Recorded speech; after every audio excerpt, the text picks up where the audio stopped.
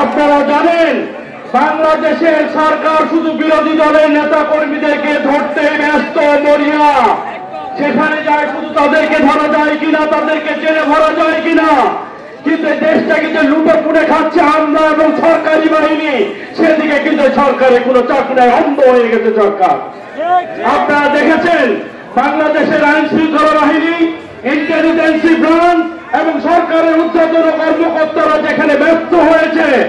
আপনারা কুরবানি ঈদে দেখেছেন একটি ছাগল সেই ব্যর্থতা পূরণ করেছে। সেই ছাগলে ধরাই দিছে বাংলাদেশ সেরা চোরকে, সেই চোরকে ধরাই দিছে এই ছাগল। বাংলাদেশ সরকার যেতে পারেনি।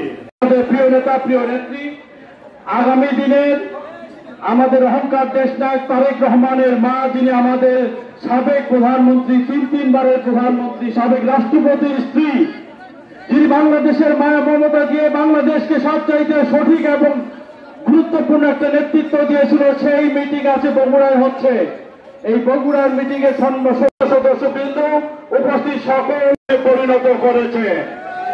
আপনারা জানেন বাংলাদেশের সরকার শুধু বিরোধী দলের নেতা কর্মীদেরকে ধরতে ব্যস্ত মরিয়া। সেখানে যায় শুধু তাদেরকে ধরা যায় কিনা, তাদেরকে জেলে ভরা যায় কিনা, কিন্তু দেশটাকে যে লুটে পুড়ে খাচ্ছে আমরা এবং সরকারি বাহিনী, সেদিকে কিন্তু সরকারের কোনো চাপ নাই, অন্ধ হয়ে গেছে সরকার।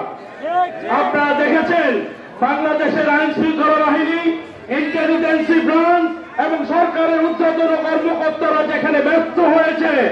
আপনারা কুরবানি ঈদে দেখেছেন একটি ছাগল সেই ব্যর্থতা পূরণ করেছে। সেই ছাগলে ধরাই দিছে বাংলাদেশ সেরা চোরকে, সেই চোরকে ধরাই দিছে এই ছাগল।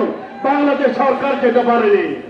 আপনাদের কাছে আমার অনুরোধ, এই ছাগল কারা ধরাই দিছে, টাকা কারা বানাই দেওয়ার রাস্তা করেছে বর্তমান সরকার এবং তাদের ক্যাডার বাহিনীরা। আজকে তাদেরকে কি করা হচ্ছে, দেশ থেকে বাইর হয়ে যাওয়ার সুযোগ দেওয়া হচ্ছে। আজকে দেখেছেন দেশের একজন সাবেক ডিআইজি, আইজিপি, তারা আজকে হাজার হাজার কোটি টাকা কামিয়েছে।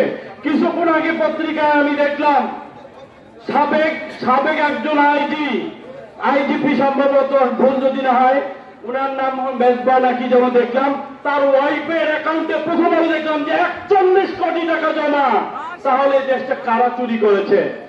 রাষ্ট্রের সর্বোচ্চ ক্ষমতার জায়গায় আমরা দেখেছি, সেখানে হচ্ছে যে প্রধানমন্ত্রী এবং রাষ্ট্রপতির পরে যে ডেপুটি স্পিকার এখন আমাদের আছে, তার ছেলে 200 কোটি টাকার রাজস্ব ফাঁকি দিয়ে থাইল্যান্ডে পালিয়েছে। তার দেশটা কে শেষ করেছে? তাই আপনাদের কাছে আমার করজোরে অনুরোধ, গতকালকে আমি অ্যাবোকেয়ার হসপিটালে গিয়েছিলাম, সেখান থেকে গুলশানের বাসায় ফিরোজায় গিয়েছিলাম, দেশনেত্রী বেগম খালেদা জিয়ার সঙ্গে আমার দেখা হয়েছে। বগুড়াবাসী যখন সালাম দিয়েছি, পরিচয় করে যখন দিল যে বগুড়ার এমপি, তার হাসিটা দেখে আমার প্রাণটা মরে গেছে। এত মলিন নয়, উজ্জ্বল একটা হাসি। তাই আপনাদের কাছে আমার অনুরোধ, বেগম খালেদা জিয়াকে মুক্ত করার জন্য যে কোনো আন্দোলন আসবে, আমরা বগুড়া থেকে ইনশাআল্লাহ গর্জে উঠবো। এটাই হোক আমাদের আগামী দিনের অঙ্গীকার। সবাই ভালো থাকবেন, সুস্থ থাকবেন। আমাদের প্রিয় নেতা দেশনায়ক তারেক রহমানকে দেশে ফিরিয়ে নিয়েছে, এই সরকারকে বিদায় করা হবে। সবাই পাশে থাকবেন। শহীদ আমরক খালেদা জিয়া জিন্দাবাদ। তারুণ্যের অহংকার দেশনায়ক তারেক রহমান জিন্দাবাদ।